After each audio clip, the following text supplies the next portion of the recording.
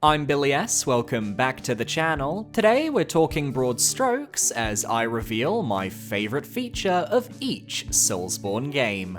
After all, from Demon's Souls to Elden Ring, they all bring something different to the table that makes them stand out. Interested in more Soulsborne videos? Consider parrying that subscribe button, we have a new ranking every week, and a playlist in the description. So without further ado, my favourite feature of each Soulsborne game. Let me know your thoughts down below. For Demon's Souls, I have to focus on the one aspect of the game that is wholly unique in comparison to the rest of the series, and that is the archstones themselves that make up the game world. When you die for the first time, you're spawned into the Nexus and forced to complete 1-1 Gates of Boletaria. After finishing the area and chatting with a creepy child called a Monumental, all of the archstones unlock. Each of them represents an entirely different locale for you to explore. You've got the fiery mining zone of Stonefang Tunnel, the horrific prison of the Tower of Latria, the rain-swept ruins of the Shrine of Storms, and the disease-ridden Valley of Defilement. You can visit any of these archstones in any order you like, no restrictions, so you can jump right into the Poison Swamp immediately, or you can leave it for last like all of us sane people do. There's an inherent level of freedom that comes with being able to choose your own adventure like this, which means no two playthroughs will feel the same if you want to go to different areas earlier or later. On top of that, the archstones being wholly disconnected from the hub and each other means they could have a lot more fun with each area's themes. There was no need to create an interconnected world where every area had to make sense in relation to each other. If anything, I wish they'd gone further and picked even more drastic locations to explore. This system partly inspired the open-ended nature of Dark Souls 2's first half, where each of the Lord's Souls were down a different path taken from Majula, though they tried to make it interconnected, and that's how we got an elevator going up a windmill into a volcano. More recently, we've seen the Archstones return in the Dark Souls 3 fan mod Dark Souls Archthrones, whose demo is already massive and proves that the system works wonders. Just look at how they created Karthus of the Sands, the first proper desert level in any Souls game, and it's a mod. I've made a boss ranking on Archthrones if you're interested, but my point here is that the Archstones of Demon's Souls were an extremely novel concept, and there's just so much potential there. I'm glad the community is picking up on that themselves. For Dark Souls, it's the opposite of our previous entry. I'm joining the chorus of fans who want to talk about its Metroidvania-style world design. For anybody living under a rock, Dark Souls has a deeply interconnected world. You can find shortcuts to and from various different areas in ways you wouldn't expect, and each area is built on top of each other to create this massive vertical maze. You start at Firelink Shrine, the center of this world, and it's up to you to figure out how everything connects and how to use it to your advantage. A classic moment for all of us comes in the form of when you're exploring the Undead Parish. You've likely overcome a lot to reach the church, you feel like you've climbed this massive towering wall, and then you discover an elevator. You take it, and as it descends, a familiar theme begins to play. You've found yourself back in Firelink Shrine. It may not seem like much to players now, but back when I first played Dark Souls, this was beyond mind-blowing. My first Souls game was Dark Souls 2, where you never really had to worry about doubling back on yourself. Once you finished an area there, that was it. You'd never end up going back. Dark Souls, on the other hand, is all about re-exploring old areas and creating quicker paths to get to and from your destination. This goes hand in hand with Dark Souls' limitations on bonfire warping.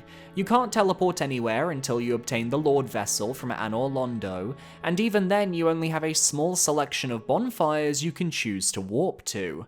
This forces the player to create a mental map of the game world, creating a sense of familiarity for every time you run through a certain area. It's, as I said at the start, a Metroidvania design philosophy. Then, on a second run, your knowledge of the game allows you to take the chance to skip various parts of a first playthrough because of your experience. Take the Master Key as a starting gift and use the door in New Londo Ruins to reach the Valley of the Drakes and enter Blighttown early, while also gaining access to Darkroot Basin and the parish without needing to run through the Undead Burg.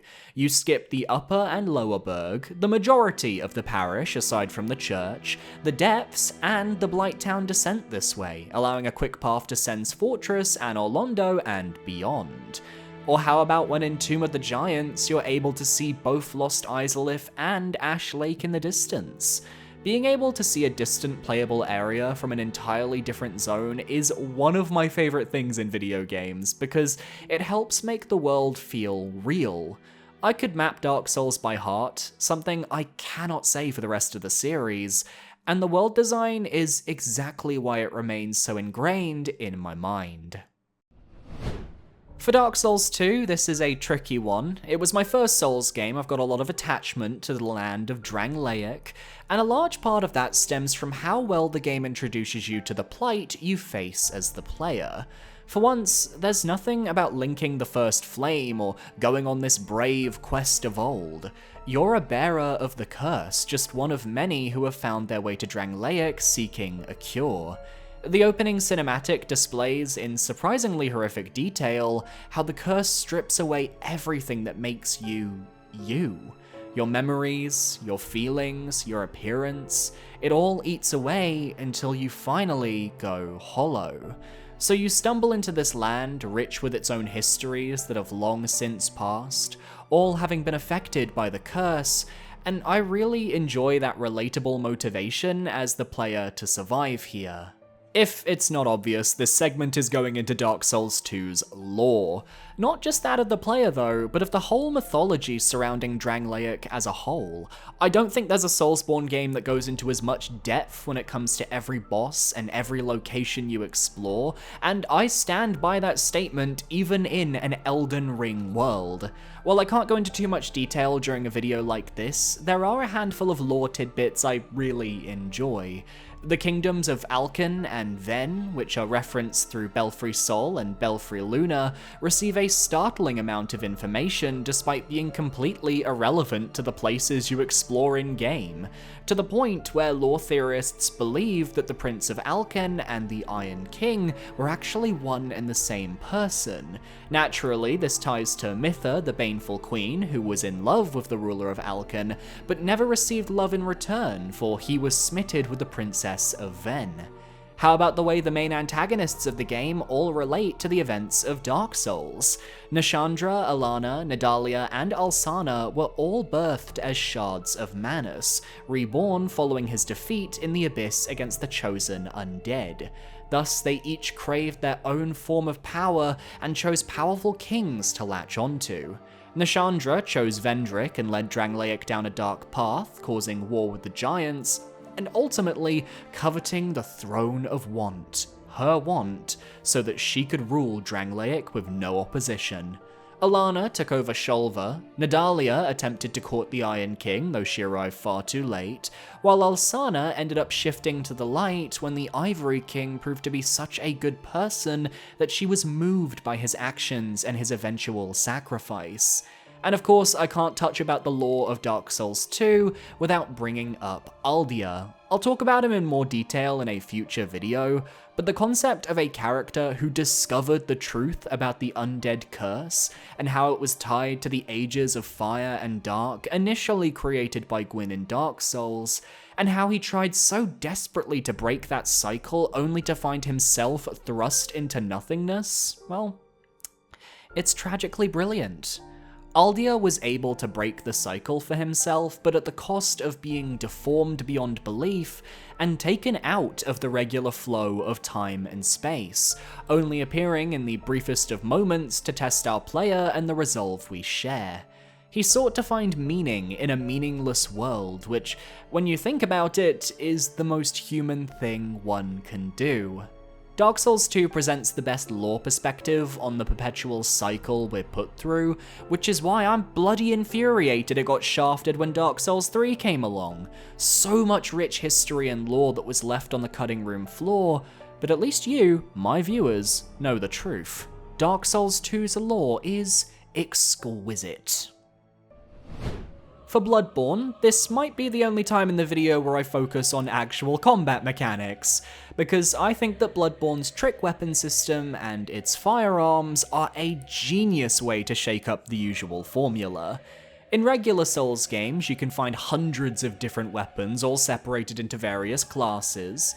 In the older games, they were differentiated by their appearance and their scaling, and in the newer games, they're differentiated by those same things, as well as their special skills. But in Bloodborne, FromSoft and Japan Studio decided to take a different approach. There are only a couple dozen weapons to find in Yharnam, which initially might make you think there's not much there in terms of combat potential, so the developers did something insanely cool. They gave every single weapon 2 unique forms. At the press of a button, you can turn a short-range threaded cane into a long-range room-clearing whip. Or how about changing a short sword into the giant Kirk hammer, which I've used to great effect over the course of many playthroughs.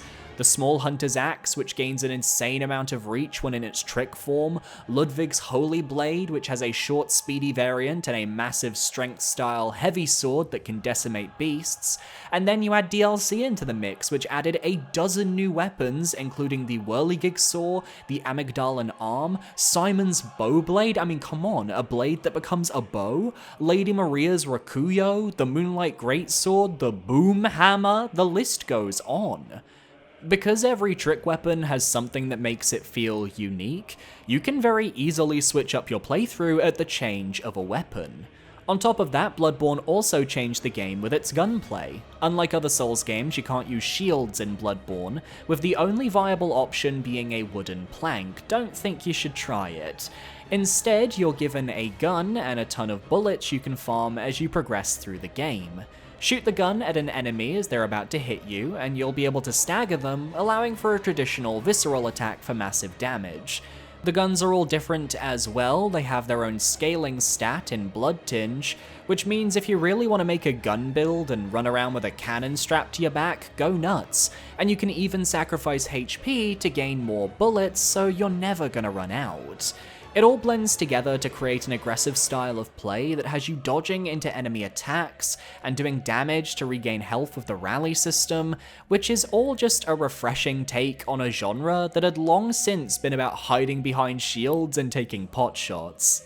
Bloodborne's influence can still be felt in the series today, with its style of aggressive gameplay being more rewarded in titles like Elden Ring, yet it's at its best when paired with the beasts and celestials of Yharnam alongside a good old trick weapon and a massive gun. For Dark Souls 3, this won't ring true for everyone, but at least for me, I think it has the most memorable boss fights in the series, and really perfected the current boss formula for Soulsborne moving forwards. Now, I'm not saying it has the best fights in the series, don't get me wrong, just that they knew how to make them stick in the mind, and had a great balance between cinematic excitement and playability. I recall when Dark Souls 3 first released, there were a lot of complaints about how bosses would often have predictable second phases, or distinct moments during their fights where they'd buff and power themselves up, which in hindsight is a hilarious critique given that's now become the norm for all Soulsborne titles moving forwards. Dark Souls 3 had to ruffle a few feathers, but I think it was worth the hassle. Before that, bosses had more predictable movesets that cycled through various moves without changing the energy of difficulty. You'd have a couple exceptions like Manus and his dark magic he'd only break out after a third of his health was gone, or the Fume Knight who changed his moveset drastically at half health. Yet in Dark Souls 3, every boss had more depth to their movesets and their states in battle. Something as simple as Vort of the Boreal Valley roaring before letting loose a triple charge attack, while some of the most iconic Soulsborne music plays in the background, is a perfect example of this. The Lords of Cinder each have their own power-up moments as well. Yorman Aldrich, after a certain amount of damage, will glow orange with the cinders that empower them, using stronger attacks and threatening the player with more aggressive movesets. The Abyss Watchers and the Twin Princes do the same, yet change to a Phase 2 using an entirely new health bar, forcing you to overcome an extra challenge to win their fights. Something I love is how most of these boss fights allow you to learn a moveset in Phase 1, which they then elaborate on in Phase 2 with tougher combos and attacks. Then you'll get a few bosses that buck that trend completely. Nameless King is the best example here, with two phases that are entirely different to each other, one taking down a dragon, the other taking on an opponent with drastically delayed attacks that can cull you at a moment's notice. Then, of course, we have the DLCs. Sister Freed, the Demon Prince, Dark Eater Midir, and Slave Knight Gale are heralded as some of the best boss fights in the series, with a fantastic focus on the cinematic flair that their fights deserved, while also having some of the most mechanically engaging challenges within their game. Gale especially felt like such a climactic final fight, with the gigantic arena at the end of the world, the moveset that evolved as the fight went on with enough visual flourishes to feel epic, while not going so overboard that the attacks become impossible to read. Mikola, Given Elden Ring follows Dark Souls 3's boss philosophy to a T, I wouldn't expect this to change anytime soon, and I'm okay with that. If I want simpler fights, I'll go back to Dark Souls 1, or I'll try any of the indie Souls-likes out there. But From Software have a rhythm now, and while they are certainly finding the perfect balance for players, they're on their way. For Sekiro, this is a very simple entry for me, though honourable mention goes to the dedicated jump button. They needed to implement this so that you could easily use the grappling hook for the vertical level design, and the fact they brought this feature into Elden Ring, which revolutionized how they could create levels in traditional Souls games, cannot be understated. And heck, let's just throw stealth in there as well, with how the crouching system allowed you to sneak up and deathblow enemies with less risk, something Elden Ring took as well. But for me, Sekiro's best feature is its combat system, plain and simple. You can tell from my footage I'm a little bit shit at it, but that's never stopped anyone from enjoying a Soulsborne game, and that's not going to stop me talking about a game I really enjoy. Sekiro's combat is likened to a rhythm action game, where you truly play the role of a shinobi. You need to block enemy attacks and strike back when they're vulnerable, though this is easier said than done. Both you and your enemies have a posture meter, which replaces the usual stamina bar, so you can attack as much as you want, but if your posture bar fills to maximum, you stagger and are left open to a critical hit. Enemies can stagger you by either damaging you or blocking your hits. But on the flip side, if you time your own blocks to the beat of when the enemy's attacks hit you, you can perfectly deflect them, filling up their posture bar very quickly. And once fully broken, you can deathblow them and win the fight. While you can get through the early game with a mixture of your shinobi prosthetic tools and your skill trees, you will ultimately reach a point where you need to learn this game's combat to survive, and this comes in the form of Genichiro Ashina's fight at the top of Ashina Castle. And once this form of combat clicked with me, I had an absolute blast. If you know the boss's timings, you can block every attack, taking no damage as you do, and as long as you perfectly deflect, your posture bar won't fully fill. Then you back off, hold block to reduce your posture, and rinse and repeat. The more you or an enemy is hurt, the easier it is to fill up the posture bar, and of course you gotta watch out for those unblockable attacks as well, some of which can be Makiri countered, but it all comes together to create what we've all coined the dance of Sekiro. You and your opponent waltzing to the beat of the game, attempting to prove who is truly the master shinobi. It's addictive, and I know there's a timeline where I get really good at Sekiro because I get so locked into the combat. It's just not this timeline, but we might get there one day. The posture system was actually brought over to Elden Ring 2, though the stagger meters are entirely invisible for the player, so you never actually know how close bosses or enemies are to being staggered. But I think it's a great change that rewards aggressive yet careful play, and we can all thank Sekiro for that. Lastly, Elden Ring. I think it cannot be understated how Elden Ring brought From Software completely into the mainstream. Dark Souls may be the game used as a benchmark for difficulty and for clickbait internet articles, but Elden Ring introduced so many players to the series, and I bet a lot of you are watching this video right now. So what was it that attracted new players? Was it the open world exploration as you got to experience the lands between and Realm of Shadow, both absolutely massive, sprawling worlds you can get lost in? I do think that helped. Open world games were in back in the late 2010s and early 2020s, with open world fatigue only just now starting to set in for gamers. Was it the star-studded writing of George R.R. Martin who helped create the entire mythology that surrounds Elden Ring's world? Yeah, that's definitely a big part of it. Even though Game of Thrones ended with a whimper, not a bang, that wasn't because of George. He's too busy edging us over whether he'll actually write any more books. Seeing him get to create a new world shows he's got that creative juice. I just think with Game of Thrones he's gone stagnant, which is a real shame. But I think what makes Elden Ring so good is its accessibility to new players. Never before have there been ways to make your journey through the lands between so much easier, what with the ability to go pretty much wherever you want from the start of your adventure. You can summon friends to help you in co-op, there are a billion different guides to help you create your desired build, and that's where I want to focus this category. The build variety in Elden Ring is unmatched to any other Souls game or Souls-like, and it's not even close. With you being able to respec your character as soon as you defeat Rennala, you always have the option to change your build to try out new weapons, new spells, new incantations, new armor, etc. And it's so much easier to mix and match together to create hybrid builds that dip their toes into different pools. Want to be a strength user but have a little magic on the side so you can use some of the many fun spells in the game? You can do that. Want to go pure incantations? It'll take a bit of setup, but it's entirely possible. And with so many weapons having unique skills that enhance their natural features to create devastating combos, I'm surprised we don't have decision anxiety here. And then the DLC went and added even more new weapon types to play with to make your New Game Plus playthroughs a spicy time.